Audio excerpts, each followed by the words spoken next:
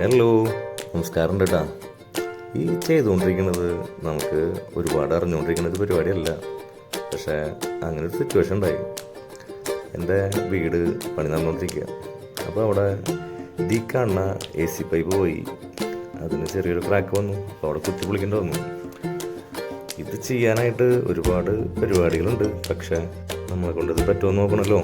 അപ്പോൾ നമ്മൾ അതിനുള്ള പരിപാടികൾ തുടങ്ങി. ആദ്യം കുറച്ച് വെള്ളമൊക്കെ ഈ സംഭവത്തിലെടുത്തിട്ട് സ്പ്രേ ചെയ്തു. അല്ലെങ്കിൽ അത് അകം മൊത്തം നിറനാശവും ചെല്ലിക്കായിട്ട്. അപ്പോൾ കുറച്ചും ടെക്നോളജി യൂസ് ചെയ്തു.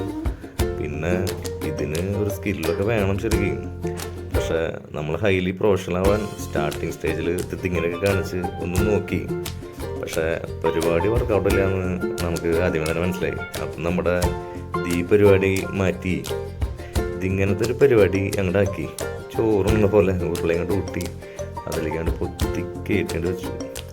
അപ്പോൾ സാധനം സെറ്റാണ്, കുഴപ്പമില്ല. അപ്പോൾ ഒരുവിധം സിമെൻ്റൊക്കെ അതിൽ ഭംഗിയായിട്ട് തള്ളിക്കയറ്റി വെള്ളോണ്ടൊക്കെ അമർത്തി ഒരുവിധം നല്ലോണം സെറ്റാക്കി വെച്ചു. ഇതേപോലത്തെ ചെറിയ ചെറിയ വർക്കുകളൊക്കെ നമ്മുടെ വീട്ടിൽ വരുമ്പോൾ നമുക്ക് തന്നെ ചെയ്യാവുന്ന കേസുള്ളൂ. അതൊരു മനസ്സുണ്ടായാൽ മതിയുള്ളൂ. പക്ഷേ ഇത് ഒരുവിധം നല്ല രീതിയിൽ നേരത്തൊക്കെ ആവും സിമെൻറ്റുകൾ. അതിനുവേണ്ടി കുറേയൊക്കെ പൗഡർ തൂകണ പോലെ കുറച്ച് പരിപാടികളൊക്കെ നമ്മുടേതായ കയ്യിൽ നിന്ന് ഇട്ട് ഒരു വിധം സംഭവം തേച്ച് പിടിപ്പിക്കാൻ ശ്രമിച്ചു.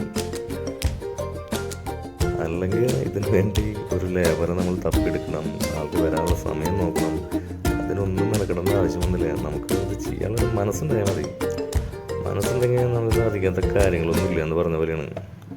ചെറിയ ജോലിയാണെങ്കിലും നമ്മളെ കൊണ്ട് ചെയ്യാൻ പറ്റുന്നത് നമ്മൾ ചെയ്യാം. അങ്ങനെ ആ പരിപാടി കഴിഞ്ഞു.